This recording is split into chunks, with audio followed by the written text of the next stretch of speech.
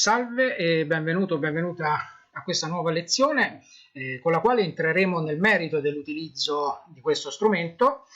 Ci troviamo nel nostro disco C, nel quale abbiamo messo la nostra cartellina presentation dal quale non la dobbiamo spostare, quindi entriamo dentro la cartellina, entriamo nella successiva cartellina presentation, study and work.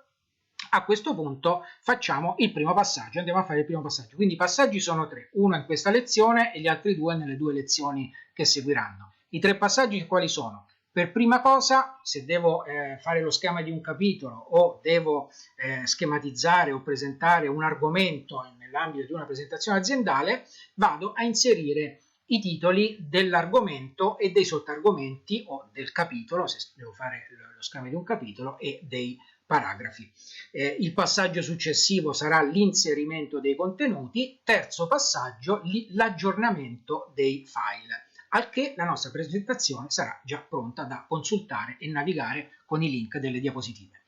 Quindi andiamo ad inserire un capitolo. Quindi per prima cosa dobbiamo inserire, entriamo qui dentro, inserisci i titoli dei capitoli, apriamo il capitolo 1 e qui troviamo questi rettangolini che poi si riverseranno, come avete già visto all'introduzione, in tutte le diapositive ovunque sia nominato il capitolo 1, quindi nello schema del capitolo, nell'indice del capitolo, in tutti i paragrafi del capitolo, nello slideshow. Quindi andiamo a prendere il capitolo che io ho preparato con il titolo del capitolo e i paragrafi, la seconda guerra mondiale per fronti.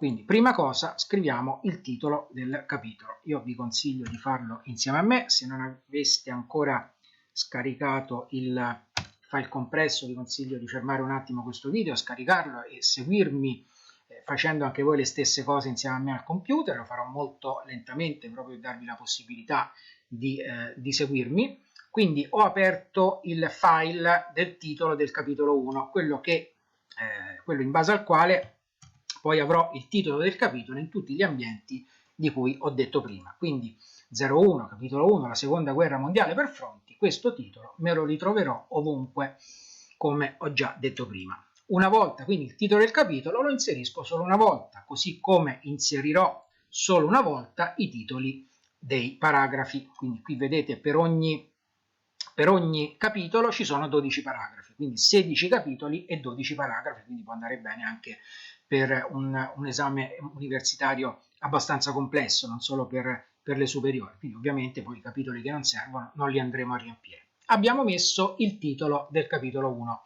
A questo punto andiamo a mettere i titoli dei paragrafi del capitolo 1, che come vediamo qui sono 6. Cominciamo quindi la seconda guerra mondiale per fronti. Quindi apriamo la cartellina del capitolo 1 dove troviamo i file di tutti i paragrafi. Apriamo il paragrafo 1. Qui andiamo a inserire il titolo del paragrafo 1. Il fronte orientale.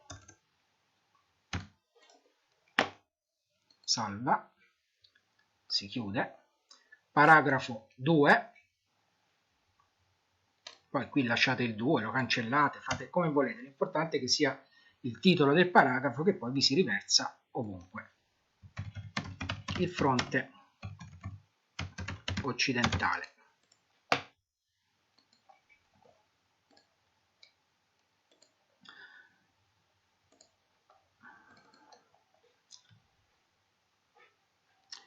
Poi questo lo chiamiamo la guerra in Africa.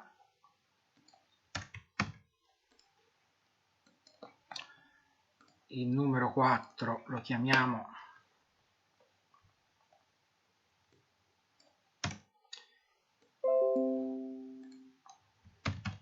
il fronte del Pacifico.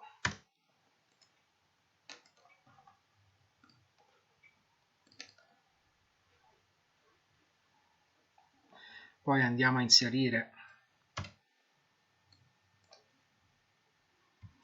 la guerra in Italia.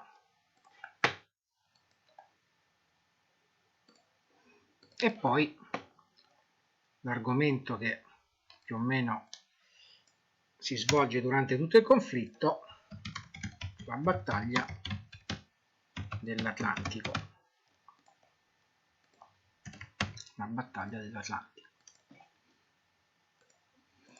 A questo punto, tornando indietro e aprendo l'ambiente di inserimento dati, che ovviamente sarà oggetto della lezione successiva, vedremo per esempio che aprendo il capitolo 1, qui ci saranno andati a finire già tutti i paragrafi, quindi troveremo il titolo del capitolo e troveremo anche i titoli dei 6 paragrafi che abbiamo appena inserito. Ovviamente dalle caselline blu si potrà cliccare e andare direttamente alla diapositiva per studiare in maniera approfondita tutti gli appunti che avremo ritenuto opportuno inserire in ordine a quel paragrafo o a quell'argomento che sarà oggetto della presentazione aziendale. Ripeto, io ho messo, come ho già detto nella lezione di introduzione, ho messo questo formato in termini di stile e di colori, voi potrete cambiare tutto quello che volete, a partire ovviamente dallo sfondo delle diapositive. L'importante è non toccare i link, per esempio, ecco, qui come vedete ci sono i link ai paragrafi.